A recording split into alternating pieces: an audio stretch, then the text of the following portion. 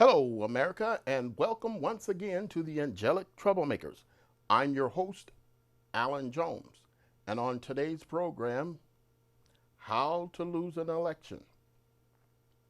Now, I could have started off by saying how to win an election, but since I lost an election, a ballot measure in a San Francisco June 2018 uh, election, of course, reflecting, I realized how I lost this election. Now, I uh, heard a speech by former President Barack Obama, September 7th, 2018. He was addressing the University of Illinois students, and it was maybe an hour long, and I'm telling you, uh, he hit on all points. I highly recommend that you Google you or excuse me, you YouTube this Barack Obama speech. It was basically encouraging young people to vote. He hit on a few things that near and dear to my heart, and I just can't praise that particular speech enough. However, I think that you should use that speech. Go to the goodneighborcoalition.org website and follow me here today in this program on how to lose an election. Now, I love voting. I've been voting, I think I first registered at age 18, but though I was raised in San Francisco, from 79 to 81, I moved up to Oregon. And then when I came back, I re registered and been voting ever since. And believe me, I've been losing more elections than I've won. However, I believe, like many uh, activists, that voting does change things. But I experienced in the June 2018 something that really woke me up. San Francisco is a place where the underdog is really rooted for. Everybody roots for the underdog in San Francisco. Well, you can't get more underdog than black, homosexual, never able to walk, and homeless. That is my situation. I've been homeless since 2009. Am I complaining? Not at all. I got 14,766 signatures to qualify a measure for the San Francisco election that I thought was righting a wrong.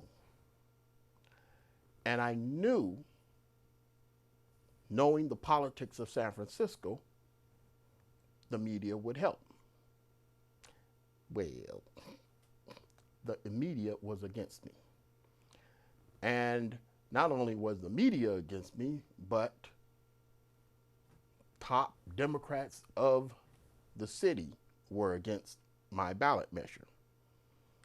And so when I say how to lose an election, the short answer is trust your campaign to mainstream media. Mainstream media has really done a disservice, in my opinion, to the nation as a whole. And though I'm not one to trumpet Donald Trump's fake news issue, there are some shenanigans that go on in news that some people side one way or another, and it's less balanced. In short, for a lot of you older types, we don't have no more Walter Cronkite. At the time, he was known as the most respected man in journalism. Well, now it's all who can get the story out first and get the most credit and praise and stuff like that. Never mind getting it right. And for this country to be so much involved in what's going on in the White House, I can understand that they're not thinking clearly, because Donald Trump has done things that are so bizarre. You better pay attention. You better not take your eye off, because the fact of the matter is it's that dangerous. But voting in my local community of San Francisco, I saw something that needed to be corrected. And I wanted to call out our local politicians on what I thought was disrespecting a neighboring city. So while putting this issue together, hey, I knew I had the right message. What I should have done was I should have trusted social media, not mainstream media. And so when I say how to lose an election, trust mainstream media. If you want to win an election, learn social media and use it as much and often as possible. I use social media. I have a Twitter account. I have Facebook. Not a fan of Zuckerberg. I have a Medium, which I just love because I can write stuff on it, which are my opinions, and I know exactly where to get them. This Medium, if you like to write, I suggest that you get yourself a Medium account. And my Angelic Troublemakers program is uploaded to YouTube. And I did not use it properly. I used YouTube to store my programs instead of promote my message. And so, sure, if I'm going to do anything in the future, and I am, I'm going to use social media in a way that drives the message that you don't know what the media is going to do. Using social media, you have a better way of controlling what goes out. But if you rely on mainstream media, I can tell you, I've had a few interviews using mainstream media, and they either got my name wrong or my message wrong. They never got it all right. And I don't understand that. However, in San Francisco, when you have a ballot measure that challenges San Francisco on its racism, the media, they're not going to put that out there. Why? They want to put the best message forward on this world-class city. Well, the message on my ballot measure was a world-class city helps its neighbors. It does not help itself to its neighbors' jewels. It was a winning statement. but the measure lost.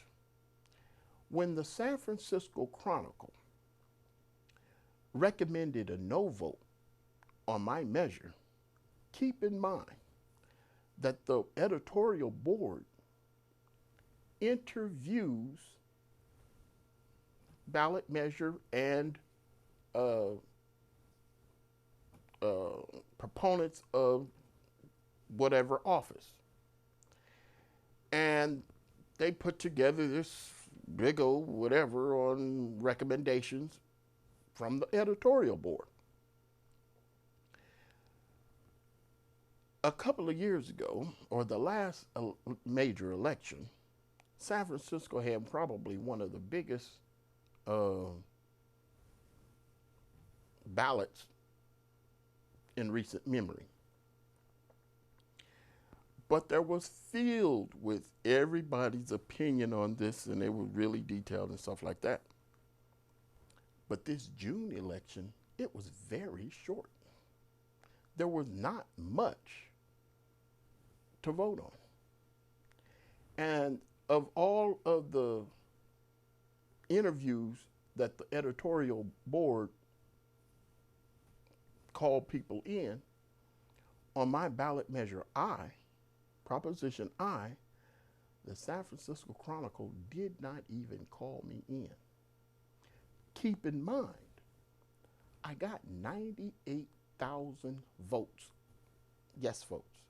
Well, if you have maybe 260,000 votes total, and you get 98,000 votes, apparently somebody got the message on your ballot measure.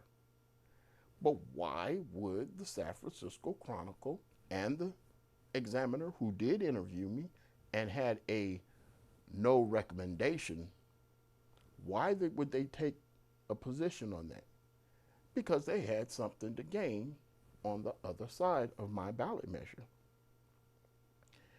Now, when I say that you should rely more on social media than mainstream media, it's because even today, mainstream media, they're preoccupied with other things. Of course, they're preoccupied with what's going on in Washington. But when you look at the fact that mainstream media, everybody's trying to go up the ladder instead of point out an issue. There's an awful lot of gotchas, and sometimes they're good, sometimes they're not. But when you have a person like me who contacts a reporter, and the reporter asks, well, who else is following this issue? And if I say one person is following it, I get a response, oh, well, I'm not interested in it. I only want something where if it's news, it's news, regardless of whether one person did it or the other. Everybody has an opinion on Trump. So why would you even come to me with well, I don't want to get that. I just want something new. Everybody has an opinion on the homeless issue. But when a homeless man is not doing what the others are doing, that's not a story that they can promote. They can't promote a homeless man doing something positive. They only promote, we need to help the homeless. Well, quite frankly, a lot of the homeless can help themselves. And we need to quit coddling them, in my opinion, and help them in a way. Let me put it another way. We need to help them help themselves, not just put out all of these ridiculous looking stories where there's an article and then in the news you have photographs of some of the most ridiculous looking homeless around and saying, well, if you vote for this proposition, you're going to get these homeless a job, a place to stay. That's not going to happen, people. I have seen some really wretched looking homeless. And we have in San Francisco a Proposition C, which is to tax the richest companies of San Francisco to make housing for more homeless. And the pictures that the news media put forth of homeless people trying to get people to get on board with the program are some of the people who would reject a place to stay even if you gave them free rent. Because there are certain homeless people in America or in the world who they can't handle a roof over their heads. And San Francisco is doing something that I think is very dangerous. They are trying to hoist onto the voters a one-size-fits-all. Just because you have a ballot measure that is going to increase building of homes or apartment places for people to stay, you're going to get the worst of the worst off the street. No, these are mentally ill people who can't even clean up after themselves. And if you can't get somebody who's going to clean up after themselves, what are you doing putting them in a building to where they're not going to just know how to do right? It doesn't work that way. And for the San Francisco media, print media mainly, to put forth this image on projects that make the city look better and ignore the fact that my ballot measure was criticizing San Francisco for taking from the economy of Oakland to make itself look better. Well, if you're going to do something, my goodness, at least take from somebody across the country, not your neighbor. And so by making the city look better by bringing the Warriors over here, sure, I understand that they're the champs. But what are they doing to the community right across the bay, 11 miles away? San Francisco is better than that. And I raised my voice to let people know I think we're better than this. San Francisco has a $10 billion a year tourism industry. Oakland has an $800 million a year tourism industry. If we have so much, why are we taking from Oakland that has considerably less? The fact that the main print media here in San Francisco voted no on my on my ballot measure, their recommendation is basically a slap in the face to everybody who claims that they're progressive, because there's nothing progressive about stealing from your neighbor. And I'm saying that San Francisco should have been ashamed of itself. But when I tried to bring forth that type of a message, I used a little bit of social media, but I was hoping that somebody in the mainstream media would help me out. That never happened. So, how do you lose election? Don't trust in yourself, trust in someone else. And it is a very valuable mistake that I have made, and let me get philosophical. A setback is really a step forward for those who are determined. I am determined to get my message across. And I'm telling you that throughout this country, wherever you are, you have some local, state, and national issues that you want, you know, people to be aware of. I say educate yourself and make sure that you're truthful. You don't need all these slick little games that people are playing. First, make yourself uh, informed. And as you're informed, spell it out, get it out, and use social media. Use social media even if you don't want to.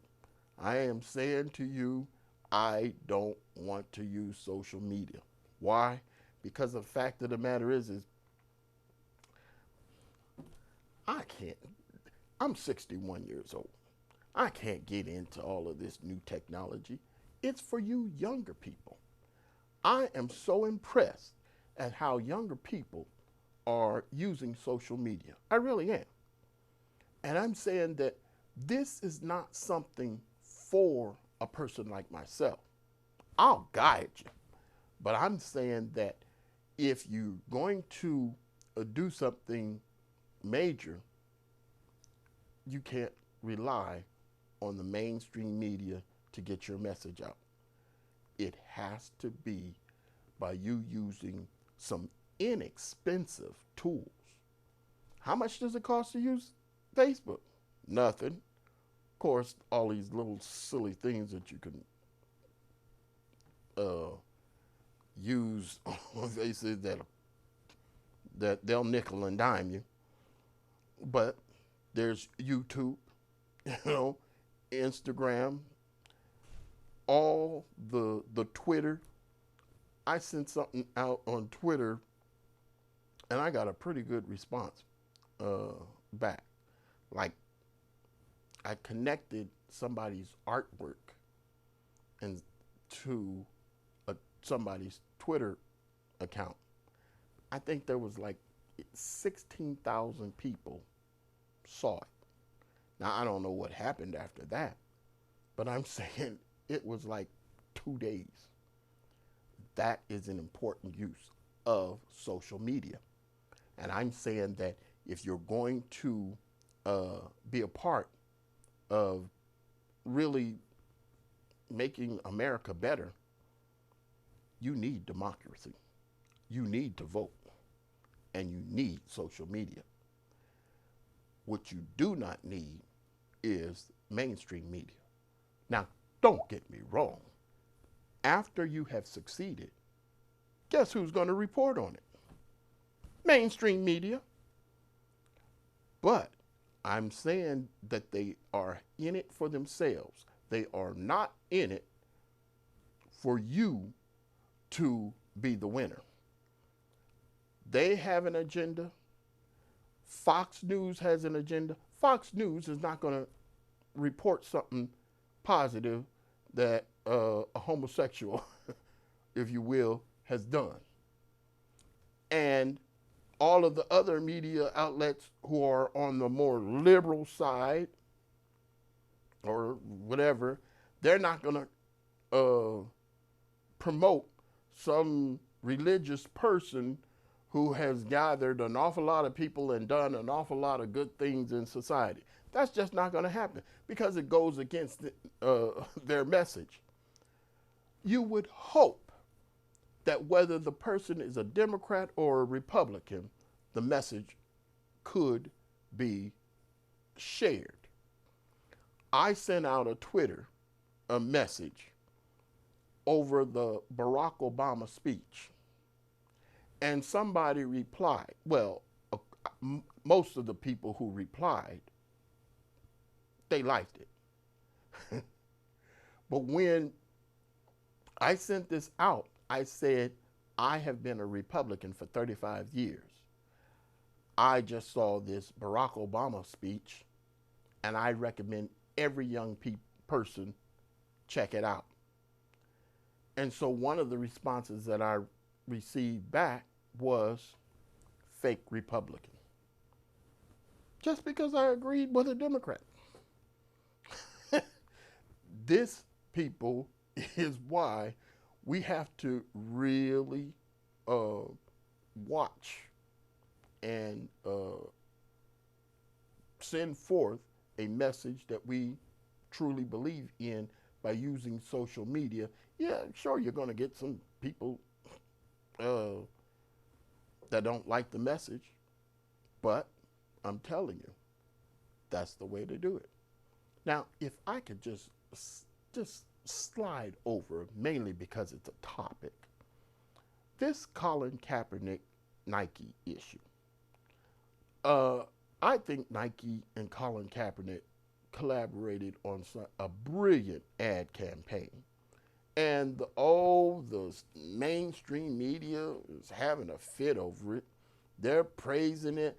I mean, you hear all kinds of things that are going on. But one of the things that I've heard listening to some of the sports people on this, I'm not even going to mention the name, but one sportsman said that Nike hijacked Colin Kaepernick's message. And also, Colin Kaepernick is now the puppet for Nike. Give me a break. These people, these jealous dogs in mainstream media are promoting some crap just because they don't have an audience with Colin Kaepernick. One other thing. People have said, well, Colin Kaepernick hasn't said anything for quite some time. He's been hush hush. No, he's not talking to the mainstream media. I get a good dose of him on Twitter every day. And I'm saying that he is doing his job, and he's doing a marvelous job behind the scenes, and he's rising up. Sure, they may have taken away his football career for the moment, but the fact of the matter is some people are mad because he's not speaking to the mainstream media. Have you heard, you sports fans, have you heard Colin Kaepernick's voice in mainstream media from him? No. On social media, you hear him tweeting a lot. A lot of the things that he's promoting, he's using social media. And sooner or later, I'm going to get a hold of Colin Kaepernick, and I'm going to make him rethink his position on elections. But the fact that Colin Kaepernick has done a marvelous job, and he did not use mainstream media to do it, people are upset. And I'm saying that I see quite clearly where this country is jealous because the mainstream media is not the effective way for 21st century change. And I'm saying that social media is the effective way for 21st century change. And I'm saying that if you're going to win an election, then don't rely on the mainstream media. But the fact that these campaigns, please, don't just sit back and watch everybody else do it and complain. Get involved. And I'm saying that if you get involved, you're going to reap benefits. And sure, it's going to take a while. But I'm telling you, if you pay attention, you'll learn. Until next time, God bless.